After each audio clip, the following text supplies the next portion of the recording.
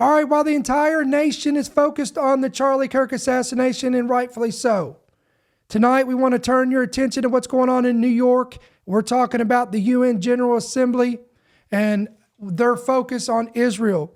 According to the latest report, the UN General Assembly overwhelmingly votes for a two-state solution to the Israeli-Palestinian conflict. What does this mean?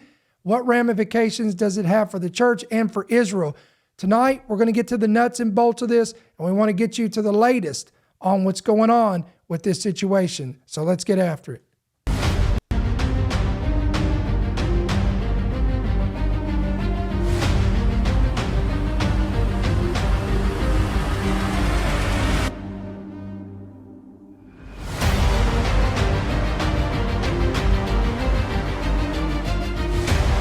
The following program is brought to you by friends and partners of End Time Headlines.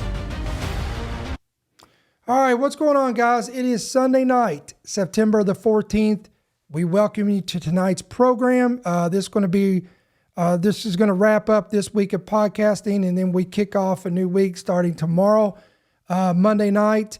Tonight, I want to close with this week of podcasting I want to talk about the situation going on in New York. We're talking about the UN General Assembly. We're going to get you all the details and get you up to the latest on that, what's going on. Before we do that, as usual, we want to welcome all you guys who are watching and tuning in. Perhaps this is your first time joining us. If it is, and you're in the chat on YouTube or maybe in the comments or whatever, or on Rumble, let us know that you're new and where you're tuning in from. We'd love to welcome you, myself, our admins, and we just want to let you know that we love you already, and we pray and hope that this is a ministry and a location where you can get informed, you can get equipped, you can get blessed, and all of the above. And I think you're going to really enjoy our ministry, so please, if you would, help us out, hit that like button.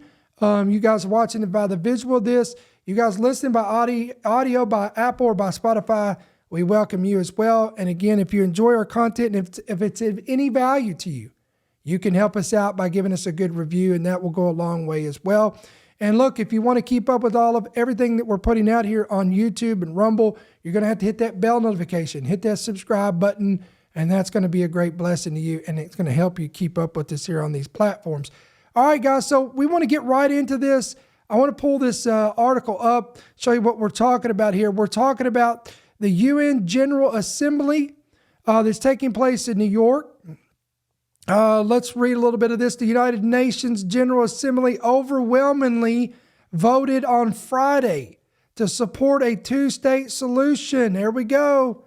It's already started, guys, to the Israeli-Palestinian conflict, and urge Israel to commit to a Palestinian state. Here's that Zechariah 12 pressure that we've talked about, where the nations of the world will unite together to come against Israel in the last days in the name of peace and safety and security.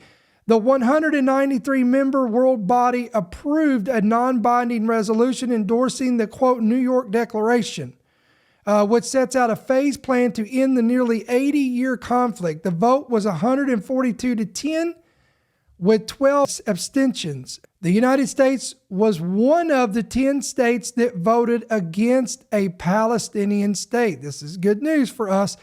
Hours before the vote, Israeli Prime Minister Benjamin Netanyahu said there will, quote, be no Palestinian state. The resolution was sponsored by France and Saudi Arabia, who co-chaired a high-level conference on implementing a two-state solution in late July, where the wording of the declaration was agreed.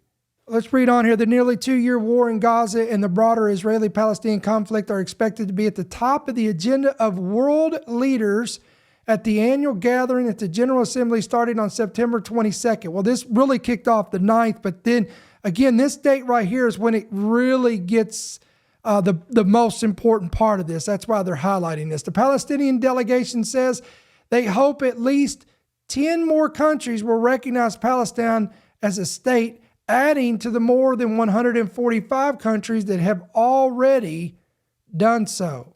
The Palestinian UN ambassador said the majority support for the resolution reflects the yearning of almost everyone the international community to open the door for the option of, quote, peace. There it is. But Israel's UN ambassador, Danny Danon, dismissed the resolution as, quote, theater, saying the only beneficiary is Hamas. This one-sided declaration will not be remembered as a step toward peace, only as another hollow gesture that weakens this assembly's credibility. The United States, Israel's closest ally, echoed that position.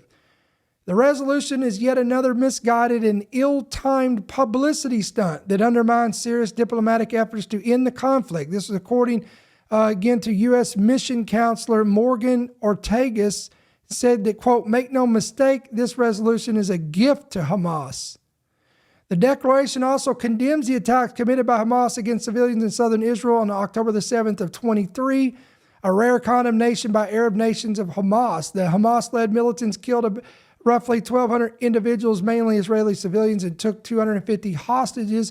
Of those, 48 are still being held, including about 20 who are believed to be alive. The UN resolution also condemns Israel's attacks on civilian infrastructure in Gaza and its siege and starvation, which have produced a devastating humanitarian catastrophe and protection crisis. In recent days, the Israeli Defense Forces have intensified, we're going to talk about that in just a moment, strikes across Gaza City, the largest urban area in the territory, destroying multiple high-rise buildings, which the IDF says Hamas has been using for surveillance purposes.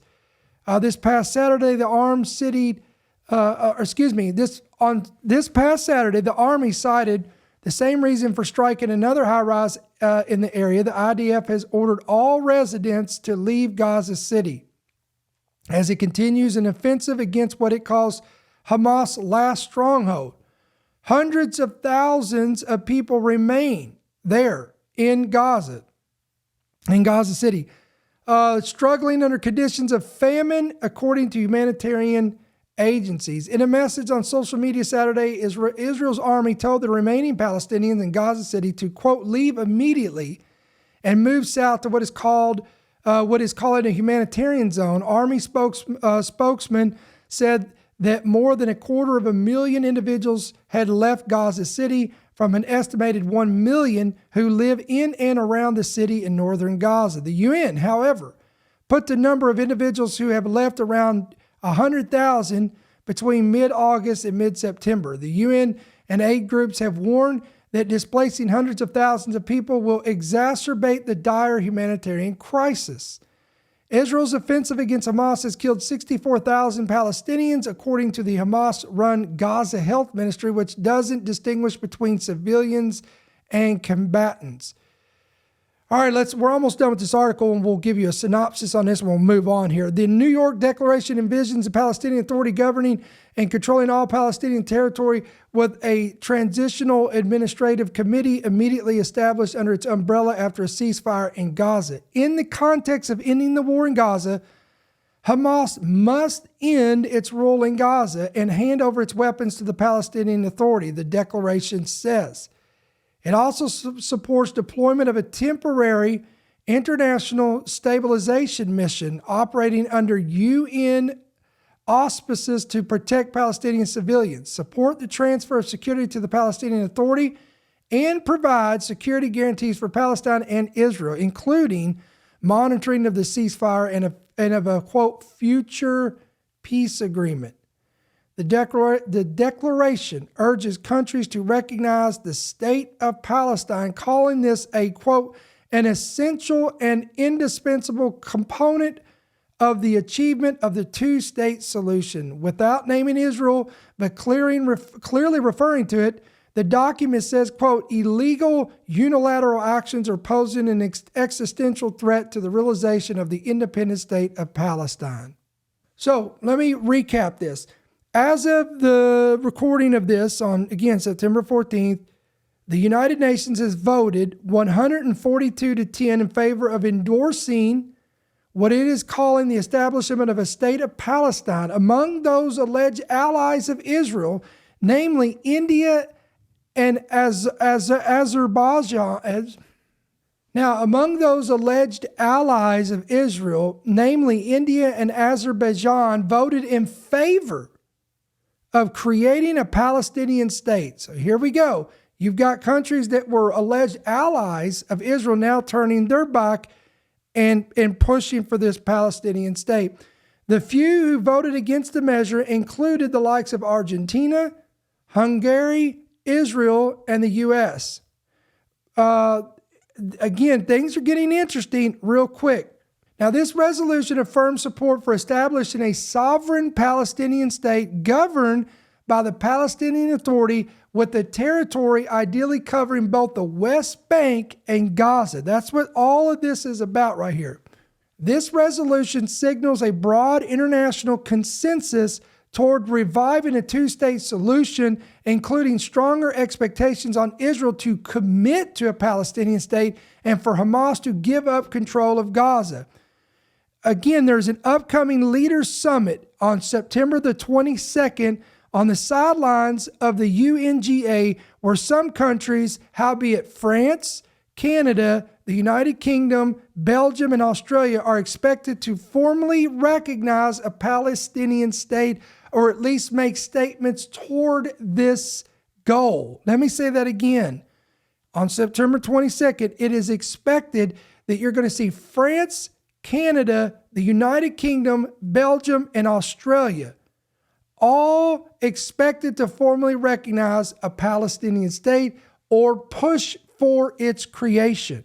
Meanwhile, you got some crazy stuff like, look at this headline here. Spanish Prime Minister sparks uproar after hinting, quote, nuclear arsenal could stop Israel's war on Hamas. Spain's Prime Minister lamented this week his country's lack of nuclear arsenal and a large aircraft carrier fleet, suggesting that were Spain able to, it would use military force to intervene against Israel in the war in Gaza. How chilling of a statement is that? Let me say that again for the back row. The Spanish Prime Minister lamented this week that he did not have a nuclear arsenal capable of providing military force to, quote, intervene against Israel in the war in Gaza. Are you kidding me? This guy, if he had the means to do it, he would use nuclear weapons against Israel. On Thursday, Spanish media outlets published comments made by this prime minister, Pedro Sanchez, during a press conference on Monday, when he announced a sweeping arms embargo on Israel along with restrictions on trade. In the comments published on Thursday, Sanchez suggested he would use military force to prevent Israel from continuing its war in the Gaza Strip, blaming Spain's limited military capacity and lack of nuclear weapons for the limited measures taken against Israel. Now, that's not going to embolden any other nations to make these same kind of statements, and what's scary, guys, is there is nations out there that are neighboring Israel that do has the nuclear capability to do this, and they are threatening that. In comments not initially published widely, Sanchez accused Israel of, quote, committing genocide in the Gaza Strip and said Spain's ability to intervene on behalf of the Palestinians against Israel was, quote, constrained by its operational limitations. Spain, said Sanchez, is doing what it can to, quote, stop genocide in Gaza, pursue its perpetrators, and support the Palestinian population. However, he added that Spain, as you know, it doesn't have nuclear bombs, nor aircraft carriers, nor large oil reserves. We alone cannot stop the Israeli offensive, but that doesn't mean we won't stop trying, because there are causes that are worth fighting for, even if winning them isn't our sole power. The comments drew sharp criticism both in Spain and abroad, with critics calling it a thinly veiled threat to attack Israel. I think it is a threat against Israel. The chief of the right-wing Vox party said that Sanchez would, quote, would like to have nuclear weapons, but not to defend Spain, but to defend Hamas. A spokesperson for the Popular Party wondered openly whether Sanchez plans to, quote, drop a nuclear bomb on Tel Aviv, is that what he intends to do? Quote, Prime Minister Sanchez now joins an uninviolable club of those who have wistfully aspired to use nuclear weapons against Israel, which includes the Palestinian Authority's senior official who said that, quote, if we had nuclear weapons, we'd be using them, and former Iranian president who said, quote, Israel is a one-bomb country. These comments are nothing short of an aspiration to, quote, genocide, and will be used as a dog whistle to extremists around the region who dream of the absolute destruction of Israel. Wow. Guys, that is straight out of the book of Psalms, chapter 83. Let's go here. Psalm 83, look at this. Do not keep silent, O God, do not hold your peace, and do not be still, O God, for behold, your enemies make atonement, and those who hate you have lifted up their head. They have taken crafty counsel against your people. This is talking about the Jewish people of Israel. They have said, look at this, come and let us cut them off from being a nation, that the name of Israel may be remembered no more. Y'all see that? For they have consulted together with one consent. What is that consent? They form a confederacy against you. And then it names these nations, these countries, the tents of Edom, and the Ishmaelites, Moab, the Hagarites, the Jabal, Ammon, Amalek. We're talking about Turkey. We're talking about the Syria's involved with this. We're talking about what we would call modern day those areas of what we would say Palestinians, the Gaza area there, Philistia, Assyria. Again, that's Syria, modern day Syria. So we're talking about these nations that are forming and desiring to form a confederacy to come against Israel in one accord, with one purpose, one intent, and one agenda, and that's to destroy them and wipe them out from being a nation. And look at this rhetoric that's coming from the prime minister of Spain. I'm going to go back to this article. And let me read this again. These comments are nothing short of an aspiration to genocide and will be used as a dog whistle to extremists around the region who dream of the absolute destruction of Israel using any means possible. Prime Minister Sanchez needs to immediately take back these murderous words, apologize unreservedly, and pray that his words will not, quote, inspire further bloodshed, or international legal courts and authorities should explore charging him with incitement to genocide. Folks, we're living in the craziest times that I've ever seen in my life. There is such vile rhetoric that's being spewed from world leaders to people that are. Let me go to the Charlie Kirk thing just for a brief moment. The comments, the remarks being made, the social media posts that are being made from people that are in education, people that are in the medical field, people that own the restaurant owners. We're talking about people in pro sports. There is such vile, wicked, evil comments that is being spewed out. I mean, people are opening their mouth, and like the psalmist says, it's like a viper's venom. It's like poison, the poison of an asp, A-S-P. It's going out, and it's venom all over social media. This is why the governor of Utah got out and said, go, get off social media. Go walk in some grass. Go play with your kids. Go outside. Smell some fresh air. Get off it, because social media has turned into like a cancer. It's just vile. It's wicked, and this is true.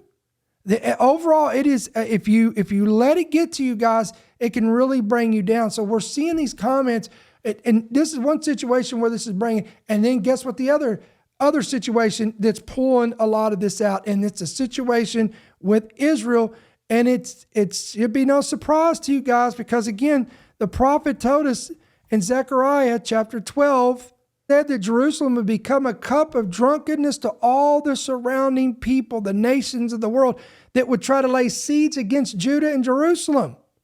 They gather against it to heave it away. It becomes the center focal point of the nations of the world. Guys, even in the White House, things are getting edgy. Look at this. White House said that they are frustrated with Netanyahu, fears that he wants to, quote, tank ceasefire talks. Let me read a little bit of this. U.S. President Donald Trump's administration is reportedly growing frustrated with Prime Minister Benjamin Netanyahu after Israel bombed a meeting of Hamas leaders in Qatar this past week. While they were reportedly gathered to discuss a U.S. proposed framework for a hostage ceasefire deal. Trump has made it clear that he was displeased by Israel's strike in no small part because it targeted Hamas leaders inside Qatar, which is a close U.S. ally, saying in its wake that it did not advance Israel or America's goals. But he also stressed publicly that he, quote, believed eliminating Hamas was a worthy goal. Yet, a report by Politico on Thursday suggested the Trump administration was more frustrated by the situation than it is publicly let on. Now, you can take that with a grain of salt, being it's coming from Politico. Quote, every time they're making progress, it seems like he bombed someone. A person close to Trump, allegedly, someone close to Trump's national security team told Politico, quote, that's why the president and his aides are so frustrated with Netanyahu. It was unclear whether the strike would impact efforts to reach the hostage release and ceasefire deal, but Hamas officials said on this past Thursday that the assassination attempt on the group's senior leadership was, quote, an assassination of the entire negotiation process. When Trump was asked how the strike would affect the negotiation efforts, Trump told Israel's Channel 14 at a press conference on Thursday that, quote, hopefully it won't affect it at all. We want the hostages out, and we want them out soon. Hopefully it won't affect it. Meanwhile, here's another report that says that Trump warned Netanyahu not to bomb Qatar again. And then, according to The Hill, Qatar calls for retaliation against Israel for its strike in Doha. I'm going to read on down here. Qatar's prime minister vowed Tuesday to, quote, retaliate against Israel. Now, how are they going to retaliate against Israel?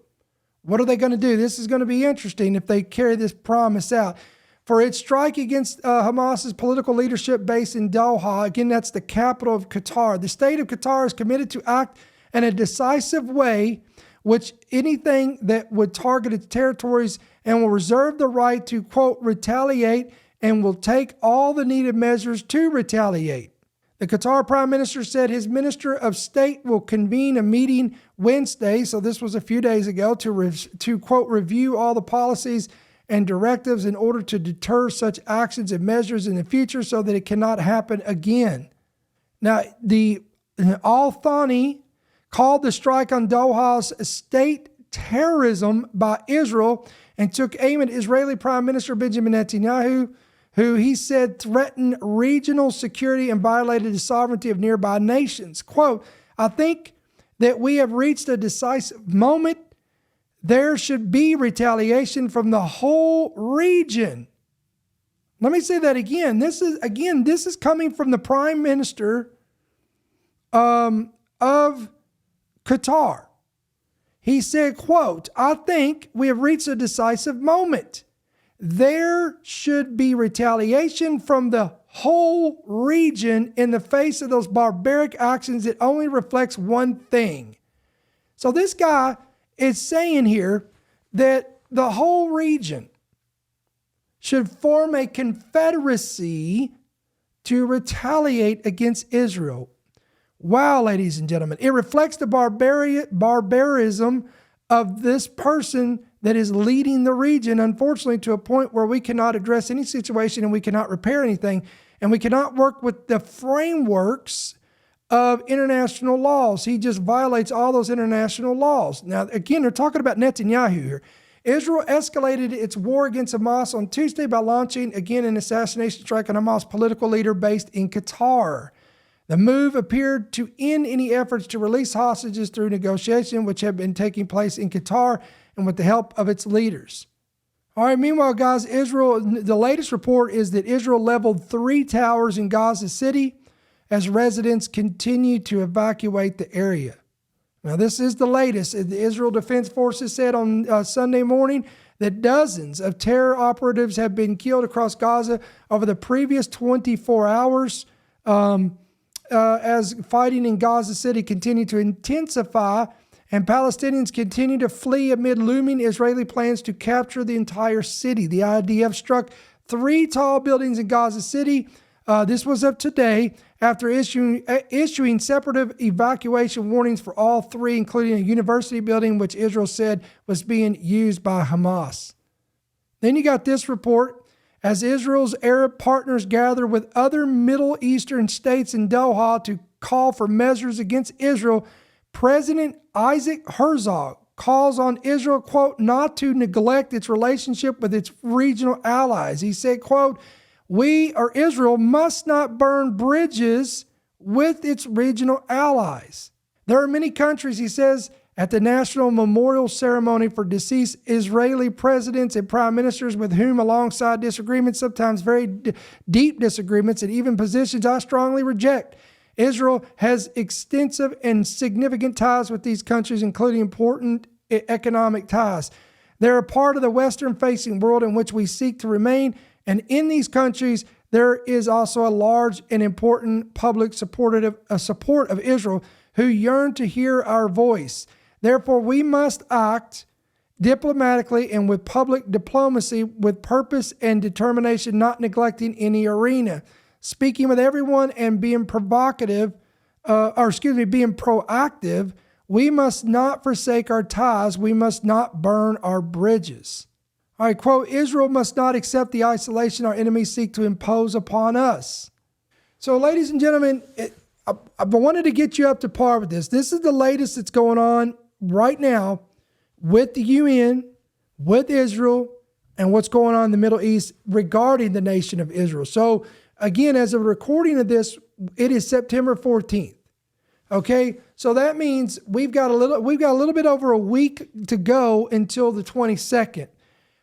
When the 22nd comes, when you're looking at a real intense window of time right there, the 22nd, 23rd, that is when we're going to get most of the more viable information that we need to relay, and we'll find out what this resolution actually looks like, what it's going to look like for a quote-unquote future Palestinian state. Will any more of the close allies of Israel, will they turn their back?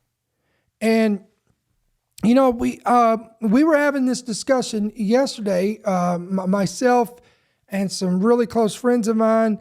We were having dinner and we were talking about this, and we all had to. And I brought up this point. I said we must remember, regardless of your political stance and who's in office, we have to remember eventually, ladies and gentlemen, it may not be in the next 3 years. It may not be within the Trump administration. Trump has made it known that he is a massive supporter of the nation of Israel. Yes, I know these outlets say he's frustrated with Israel and there's some disagreements going on, but overall, he still has Israel's back. The U.S. is one of the very small portion of nations that oppose the Palestinian state. So we're still in the good on this. But we have to remember that eventually, one day, it may not be this year, it may not be next year, it may not be 3 years from now, but one day soon in the near future, there will come an administration, even here in the United States, if the U.S. still exists as a nation, as an empire, because I do 100%. I'm going to, again, I know I've been on this all week, but I'm going to talk about this just briefly for a second. Again, I do believe that we're in what's called this cycle of the fourth turning. I believe that as an empire, if things don't change, again, if we don't get a reprieve, we're on a massive decline. We're at a turning point in America that is very dark, and we need a national revival. But if we somehow pull out of this, and I pray and hope to God we do. Guys, I'm trying to be optimistic here, okay? If America survives that and we do have another election 3 years from now, if we have a certain individual, and I'm not here to I'm not trying to give a prophetic word and say I know who's going to be the next president, because I don't. But if it is a certain individual that gets in, that is anti-Israel, that is pro-Arab nations, pro-Palestinian, the tone of this could change dramatically. they could, for the first time in history, we could turn our back on Israel. And based on the prophet, not my opinion, ladies and gentlemen, on the prophecy of Zechariah 12, we know and we must be prepared that the day is coming. I cannot sit here and definitively tell you it's going to be in the next 3 years, 10 years, 20 years, but the day is coming according to the prophet Zechariah. The word of God tells us it. Joel tells us this as well. The day will come. So I don't want you to be surprised and shocked, bewildered, flabbergasted. I can't believe this is happening. It will happen. All, capital A, capital L, capital L. All nations will turn its back on Israel. They will come against Israel. Now, I know some scholars differ on their opinion on this, but I do believe there's coming a war called the Psalm 83 War. We just went over that. This will be a confederacy of nations. Something has to happen, guys, to incite those nations to come together with one cause, one intent, and one purpose, and that's to wipe Israel out. Something has to stir that up. Something has to make that happen. How it's going to happen, when it's going to happen, that's all speculative. And I believe these are small stepping stones leading up to this. It's like the breadcrumbs being led. We'll see. I think it's going to be a series of small events, or it could be one big, large event. 9/11 in America was one big, large event that took place in one day. One day, nearly 24 years ago. Now we're past that. We just went over the anniversary of 9/11, 24 years ago. 24 years ago, on September 11th, on that Tuesday morning, one event took place and it changed the face of the entire nation and the world. And it's interesting, in the days of Noah and Lot, the Bible says, and they knew not until the day. Until the day the flood came. They knew not until the day the fire and brimstone came out of heaven. In one day, everything can change. We've all been reflecting on this all week with the Charlie Kirk situation. No one saw that, or at least I don't think anybody that I know of saw this coming. Charlie didn't see it coming. His wife didn't see it coming. They thought him and his family were going to go and spend some time with some college students, giving some debate, giving people a voice to express their difference of opinions, and Charlie give his opinions, and then they call it a day, go home, rest with their family, enjoy their time. But no, his life was in one day, in a moment, snuffed out. Everything changed. This is a turning point in America. That situation right there. We will all remember this day. When I say this day, I'm talking about what happened on September 10th, 4 days ago, where you were, when you heard it. This is our JFK moment for our generation, for this generation, not our generation, but this generation that we're in. And what I'm trying to say is, when it comes to a situation like this with Israel, this is prophetic. Israel is the fig tree. It is the main focal point of Bible prophecy, not America, Israel. So this is why this is important, and it needs to be discussed and talked about. But we have to remember. I just want everybody to remember this. So when the tide begins to turn, and it looks like America is beginning to turn its back on. I mean, look, guys. Let me pull this up again. I'm going to pull up my notes again. You already got France, Canada, the United Kingdom, Belgium, and Australia that has already turned its back on Israel and said, we want a Palestinian state. We are all for the dividing of Jerusalem in the name of peace. So you're telling me that America can't be next? It absolutely can. And it won't happen overnight. But it's like the boiling frog syndrome. I mean, you listen to me. New York is about to elect a mayor. into office who is a believer and wants to advocate for Sharia law as a Muslim in New York. Now, 24 years ago, you had Mayor, at that time was Giuliani, right after 9/11, where we got attacked allegedly by Arab nations. Saudi Arabia, those involved, whatever. Who? God only knows the real truth of that. But we'll just go with the narrative. It was an Arab nation under the guise of Osama bin Laden, and they came in, and this would have been unheard of. But now we are on the precipice of, when I say we, I'm talking about New York. New York is on the precipice of electing possibly a mayor who, again, is a Muslim, open Muslim, talks about Sharia law. This is unbelievable. America has changed so fast, guys. This is not the America we grew up with. Those days are over. And the tide is changing, and it's shifting, and it's happening quickly, and we need to be prepared. But I want to give everybody a reality check. Here in America, we, for the most part, we have lived a cushioned, comfortable, padded Christian lifestyle. We don't understand persecution, true persecution, but I believe those days are over. This was a turning point for that too. And I'm going to give you a warning, guys. I'm going to tell you something. I believe that this type of persecution is now here in America. It is now. The things you read about in the Middle East and our brothers and sisters in China and Saudi Arabia and Iran and all these places that fear for their lives, for their open expression of Christianity, we would never thought that America could get to this point. Wake up. It's happening. And we've been told that this was going to happen. We've been warned about this. It's been prophesied that this was happening. And I just want to tell you that the New Testament church was built upon the blood of the martyrs.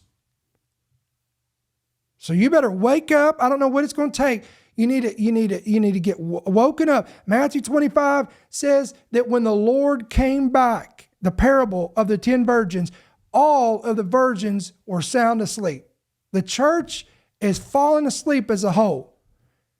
And there's a small percentage out there that still has oil in their lamps.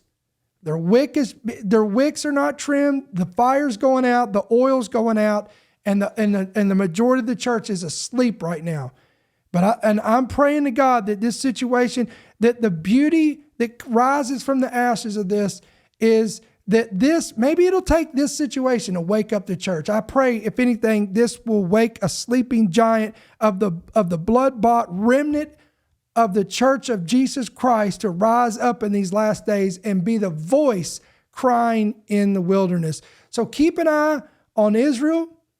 Keep an eye on what's going on in the climate of our nation, because things are changing and shifting quickly, and we're going to keep you up to date and up to par with all the latest. So listen, endtimeheadlines.org, endtimeheadlines.com. That's going to be our main website. Again, if you haven't downloaded our free app, we want to encourage you to pick it up today at your Apple or Android store. You can download it, hit yes to push notifications, and you're going to get everything right there squared away at your fingertips. So don't just rely on social media, but get the app and keep up to date with everything we're doing. Also, if this ministry blesses you, encourages you, equips you, informs you, all the above, and you value what you get from our ministry, we want to encourage you to pray about becoming a monthly partner. You can do that two different ways. You can give electronically through the app or through the main website at endtimeheadlines.org. And you can give by check or money order right there on your screen at End Time Headlines, P.O. Box 1391, Monroe, Georgia, 30655. So listen, guys, I want to thank you so much for coming on this Sunday. Thank you for your partnership, your support, and your prayers for myself and all of us here at End Time Headlines and our ministry. We will be back tomorrow, Lord willing, September 15th, Monday night, 7 p.m. Central, 8 p.m. Eastern, right here, same time, same place, same channel, with another great podcast. Until we see you on the next one, have a great weekend. Be safe. And I pray the Lord bless you, keep you, and may his countenance shine upon you. We'll see you then. Thank you for listening to the End Time Headlines podcast. We pray that you've been blessed and equipped by today's message. For more information about how you can help partner with our ministry, please visit endtimeheadlines.org.